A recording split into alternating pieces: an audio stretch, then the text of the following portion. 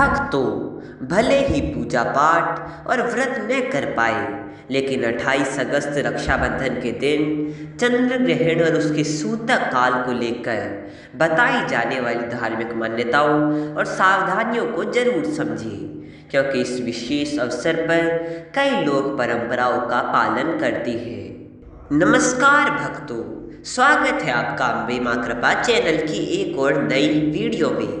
भक्तों, 28 अगस्त को श्रावण पूर्णिमा और रक्षाबंधन का पावन पर्व है और इसी अवसर पर चंद्र ग्रहण की खगोलीय घटना भी होने वाली है।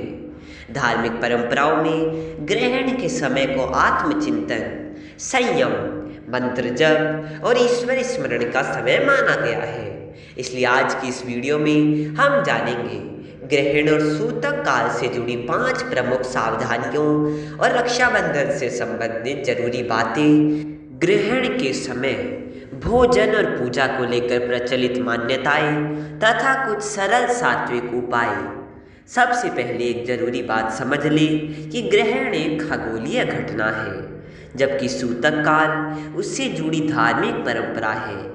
अलग अलग पंचांग और क्षेत्रीय परंपराओं में नियम तथा समय अलग हो सकते हैं, इसलिए अपने स्थानीय पंचांग के अनुसार समय की पुष्टि करना उचित रहेगा। धार्मिक मान्यता के अनुसार चंद्र ग्रहण का सूतक चंद्र ग्रहण से लगभग 9 घंटे पहले माना जाता है। आपके स्थानीय पंचांग में यदि 28 अगस्त के ग्रहण का स्पर्श रात्रि 9:08 से बताया गया है, तो परंपरागत गणना के अनुसार सूतक लगभग दोपहर 12:08 से माना जा सकता है। इसी कारण कई परिवार रक्षाबंधन की राखी सूतक प्रारंभ होने से पहले बांधने की परंपरा रखती हैं। बहनें भाई के माथे पर रोली, अक्षत का तिलक लगाकर आरती करके और उसकी सुख समृद्धि तथा अच्छे स्वास्थ्य की कामना करते हुए रक्षा सूत्र बांध सकती है। यदि किसी कारण से उस समय राखी न बंध पाए तो घबराने की आवश्यकता नहीं है। अपने परिवार की परंपरा और स्थानीय पंचांग के अनुसार अगला उचित समय निर्धारित किया जा सकता है।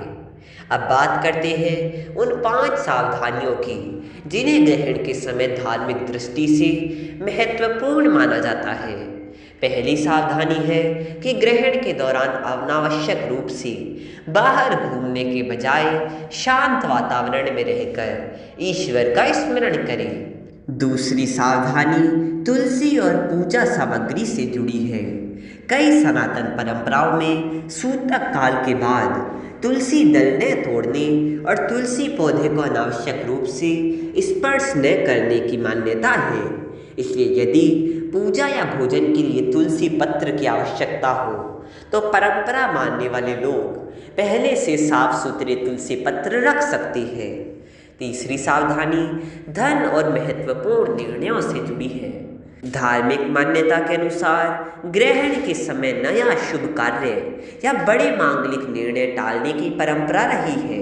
हालांकि ऐसा कोई वैज्ञानिक प्रमाण नहीं है कि ग्रहण के दौरान धन का लेन देन करने से व्यक्ति कंगाल हो जाता है या लिया गया कर्ज कई जन्मों तक चलता है। इसलिए इसे धार्मिक अनुशासन के रूप में समझे, डर के रूप में नहीं। यदि कोई जरूरी बैंकिंग, व्यापारिक या पारिवारिक काम हो तो उसे केवल ग्रहण के कारण रोकना आवश्यक नहीं है। चौथी सावधानी है घर में शांति बनाए रखना। ग्रहण का समय कई लोगों के लिए ध्यान, जप और आत्मचिंतन का अवसर होता है। इसलिए इस दौरान क्रोध, विवाद, अपमान और अनावश्यक तनाव से बचना अच्छी बात है। पति पत्नी और परिवार के सभी सदस्यों को प्रेम पूर्वक रहना चाहिए। धार्मिक परंपराओं में ग्रहण के समय संयम और ब्रह्मचर्य का पालन करने की बात कही जाती है, जिसे श्रद्धालु अपनी आस्था के अनुसार अपना सकते हैं। 5वीं सावधानी भोजन और स्वच्छता से जुड़ी है। ग्रहण के समय भोजन न करने की परंपरा कई परिवारों में प्रचलित है, जबकि स्वास्थ्य की जरूरतों के अनुसार बच्चों, बुजुर्गों या किसी विशेष आवश्यकता वाले व्यक्ति को भोजन रोकना उचित नहीं है। भोजन को लेकर तुलसी या कुश रखने की परंपरा कुछ परिवारों में है, लेकिन इसे भोजन को वैज्ञानिक रूप से सुरक्षित रखने का प्रमाणित तरीका नहीं माना जाता। भोजन खराब होने से बचाने के लिए उसे सामान्य स्वच्छता और उचित तापमान पर रखना ही जरूरी है। अब बात करते हैं ग्रहण और श्रावण पूर्णिमा के कुछ सरल सात्विक उपायों की। पहला उपाय है भगवान शिव का मानसिक स्मरण। ग्रहण के समय यदि आप पूजा स्थान पर विधिवत पूजा न कर सके तो मन ही मन ओम नमः शिवाय का जाप कर सकते हैं। अपनी सुविधा के अनुसार कुछ समय शांत बैठकर भगवान शिव का ध्यान करें और परिवार की सुख शांति की प्रार्थना करें। दूसरा उपाय है महामृत्युंजय मंत्र या अपने इष्ट देव के मंत्र का श्रद्धापूर्वक जाप करना। मंत्रों का उद्देश्य मन को एकाग्र और शांत करना है, इसलिए संख्या से अधिक श्रद्धा और नियमितता का महत्व दें। तीसरा उपाय है दान पुण्य। ग्रहण या श्रावण पूर्णिमा के अवसर पर जरूरतमंद व्यक्ति को भोजन, वस्त्र, फल या अपनी क्षमता के अनुसार सहायता देना एक सुंदर धार्मिक परंपरा है। दान करते समय दिखावे के बजाय सेवा भाव रखना चाहिए।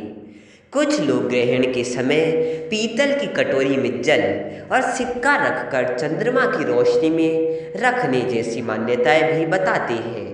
यदि आप ऐसी परंपरा का पालन करना चाहते हैं तो इसे धार्मिक प्रतीक और श्रद्धा के रूप में करें, यह मानकर नहीं कि इससे निश्चित रूप से धन आकर्षित होगा। इसी प्रकार पीपल के वृक्ष के पास दीपक जलाना भी श्रद्धा से किया जाने वाला उपाय है, लेकिन खुले स्थान पर आग जलाते समय सुरक्षा का ध्यान रखें और पेड़ को किसी प्रकार का नुकसान न पहुंचाएं। ताला चाबी को भाग्य बदलने का निश्चित उपाय मानने के बजाय इसे केवल प्रतीकात्मक धार्मिक परंपरा के रूप में देखा जा सकता है। भक्तों, सबसे महत्वपूर्ण बात यह है कि ग्रहण को लेकर डर या अफवाहों पर विश्वास न करें। ग्रहण एक प्राकृतिक खगोलीय घटना है और धार्मिक परंपराएं हमारे विश्वास तथा सांस्कृतिक आचरण का हिस्सा है। इसलिए इस दिन भय नहीं बल्कि भक्ति, संयम, परिवार के प्रति प्रेम और जरूरतमंदों की सहायता को महत्व दें। रक्षाबंधन पर बहन भाई के रिश्ते में प्रेम और विश्वास बढ़ाएं। भगवान शिव का स्मरण करें और अपने घर में सुख शांति की प्रार्थना करें।